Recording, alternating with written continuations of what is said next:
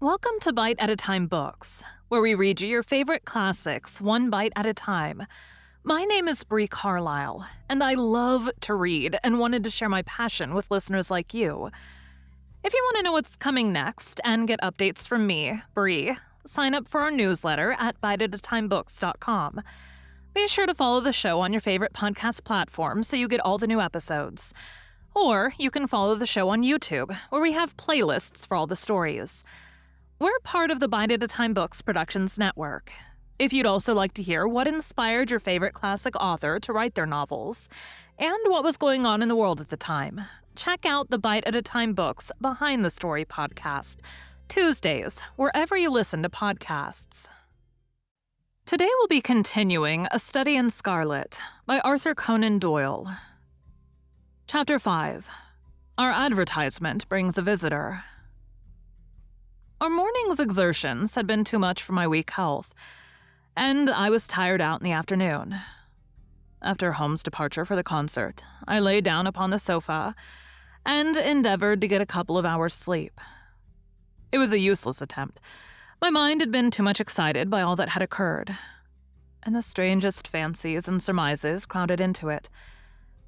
Every time that I closed my eyes, I saw before me the distorted, baboon-like countenance of the murdered man.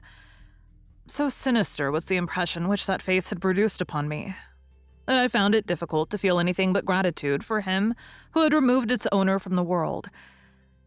If ever human features bespoke vice of the most malignant type, they were certainly those of Enoch J. Drebber of Cleveland.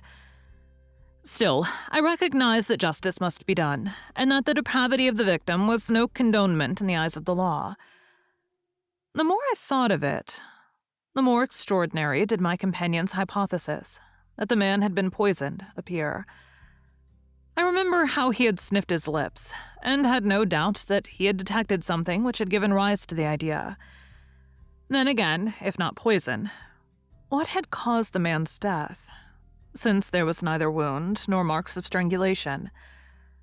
But on the other hand, whose blood was that which lay so thickly upon the floor?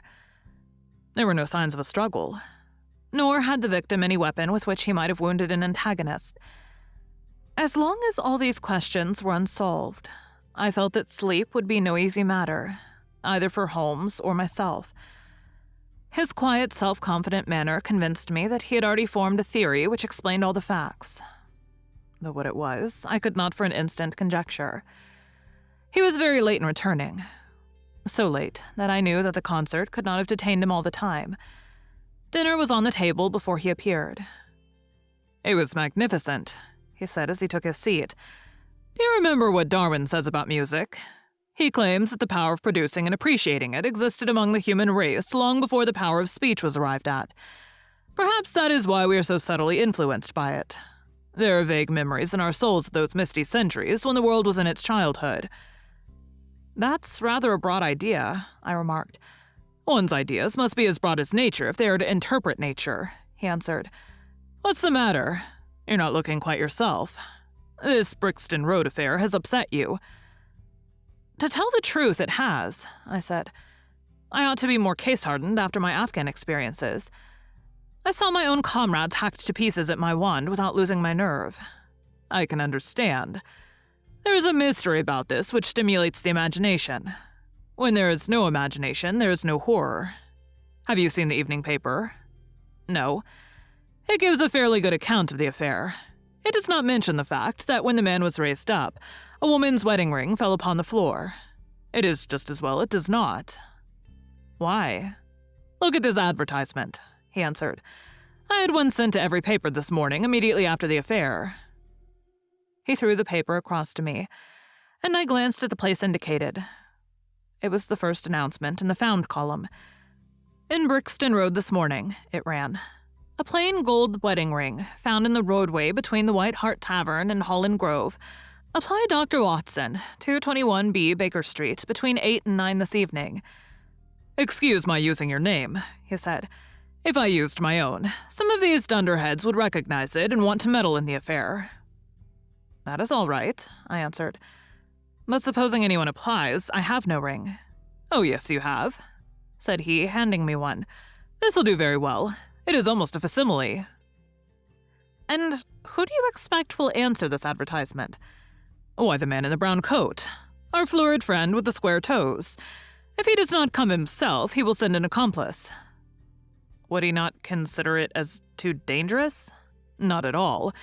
If my view of the case is correct, and I have every reason to believe that it is, this man would rather risk anything than lose the ring. According to my notion, he dropped it while stooping over Drebber's body and did not miss it at the time. After leaving the house, he discovered his loss and hurried back, but found the police already in possession, owing to his own folly in leaving the candle burning. He had to pretend to be drunk in order to allay the suspicions which might have been aroused by his appearance at the gate. Now put yourself in that man's place. On thinking the matter over, it must have occurred to him that it was possible that he had lost the ring in the road after leaving the house. What would he do then? He would eagerly look out for the evening papers in the hope of seeing it among the articles he found. His eye, of course, would light upon this. He would be overjoyed. Why should he fear a trap? There would be no reason in his eyes why the finding of the ring should be connected with the murder. He would come. He will come. You shall see him within an hour. And then? I asked.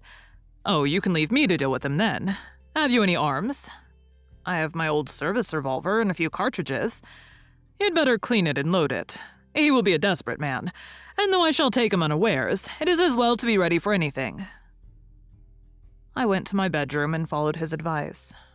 When I returned with the pistol, the table had been cleared, and Holmes was engaged in his favorite occupation of scraping upon his violin. The plot thickens, he said as I entered. I've just had an answer to my American telegram. My view of the case is the correct one. And that is? I asked eagerly.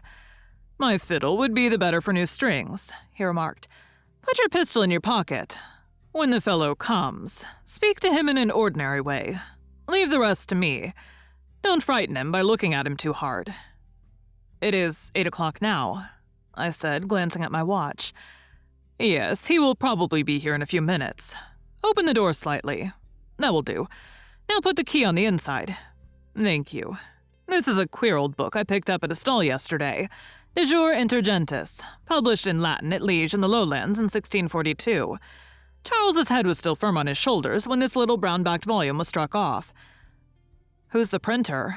Philippe de Croix. Whoever he may have been. On the flyleaf, in very faded ink, is written Ex Libris Gaelmi White. I wonder who William White was. Some pragmatical 17th century lawyer, I suppose. His writing has a legal twist about it. Here comes our man, I think. As he spoke, there was a sharp ring at the bell. Sherlock Holmes rose softly and moved his chair in the direction of the door. We heard the servant pass along the hall, and the sharp click of the latch as she opened it. "Does Dr. Watson live here?" asked a clear but rather harsh voice. We could not hear the servant's reply, but the door closed, and someone began to ascend the stairs. The footfall was an uncertain and shuffling one. A look of surprise passed over the face of my companion as he listened to it. It came slowly along the passage, and there was a feeble tap at the door. "Come in," I cried. At my summons, instead of the man of violence whom we expected, a very old and wrinkled woman hobbled into the apartment. She appeared to be dazzled by the sudden blaze of light, and after dropping a curtsy, she stood blinking at us with her bleared eyes and fumbling in her pocket with nervous, shaky fingers. I glanced at my companion, and his face had assumed such a disconsolate expression that it was all I could do to keep my countenance. The old crone drew out an evening paper and pointed at our advertisement.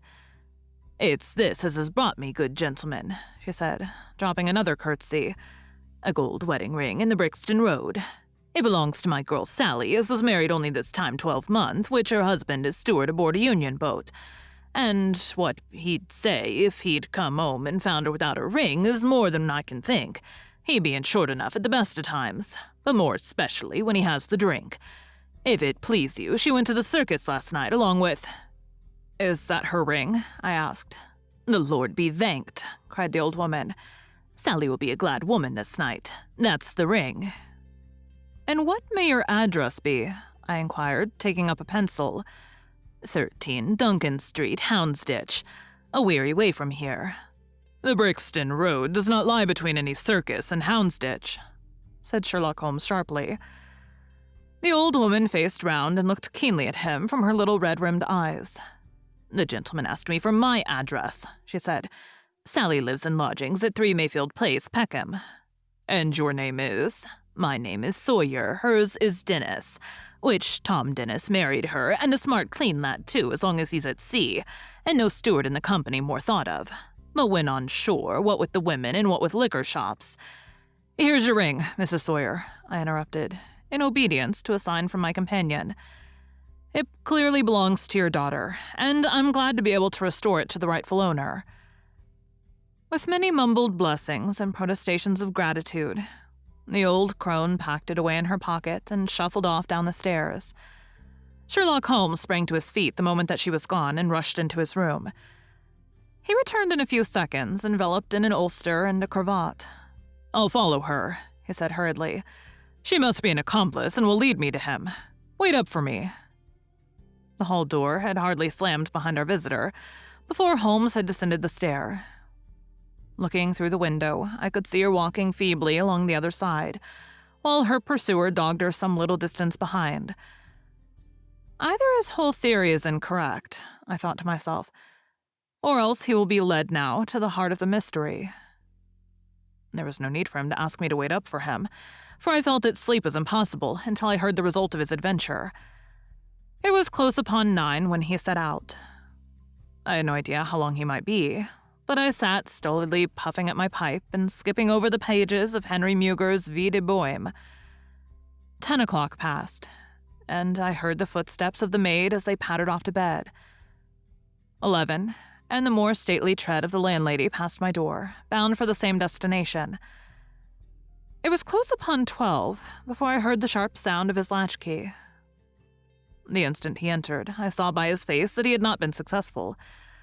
Amusement and chagrin seemed to be struggling for the mastery, until the former suddenly carried the day and he burst into a hearty laugh. "I wouldn't have the Scotland Yarders know it for the world," he cried, dropping into his chair. "I've chafed them so much that they would never have let me hear the end of it. I can afford to laugh, because I know that I will be even with them in the long run." "What is it, then?" I asked. "Oh, I don't mind telling a story against myself.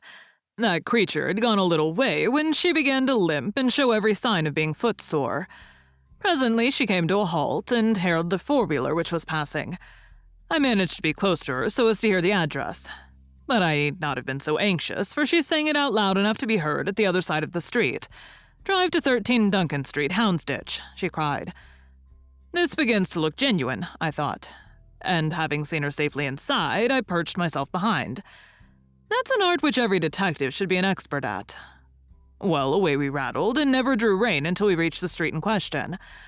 I hopped off before we came to the door and strolled down the street in an easy lounging way. I saw the cab pull up. The driver jumped down, and I saw him open the door and stand expectantly. Nothing came out, though. When I reached him, he was groping about frantically in the empty cab and giving vent to the finest assorted collection of oaths that ever I listened to. There was no sign or trace of his passenger, and I fear it will be some time before he gets his fare. On inquiring at number 13, we found that the house belonged to a respectable paper-hanger named Keswick, and that no one of the name of either Sawyer or Dennis had ever been heard of there. "You don't mean to say," I cried in amazement, that tottering, feeble old woman was able to get out of the cab while it was in motion without either you or the driver seeing her?" "Old woman be damned," said Sherlock Holmes sharply. "We were the old women to be so taken in. It must have been a young man, and an active one too, besides being an incomparable actor. The get-up was inimitable. He saw that he was followed, no doubt, and used this means of giving me the slip. It shows that the man we are after is not as lonely as I imagined he was. But he has friends who are ready to risk something for him. Now, Doctor, you are looking done up. Take my advice and turn in." I was certainly feeling very weary, so I obeyed his injunction. I left Holmes seated in front of the smoldering fire, and long into the watches of the night I heard the low, melancholy wailings of his violin, and knew that he was still pondering over the strange problem which he had set himself to unravel. Thank you for joining Bite at a Time Books today, while we read a bite of one of your favorite classics. Again, my name is Bree Carlile, and I hope you come back tomorrow for the next bite of A Study in Scarlet. Don't forget to sign up for our newsletter at biteatatimebooks.com. You can check out the show notes or our website, biteatatimebooks.com, for the rest of the links for our show. We'd love to hear from you on social media at Bite at a Time Books.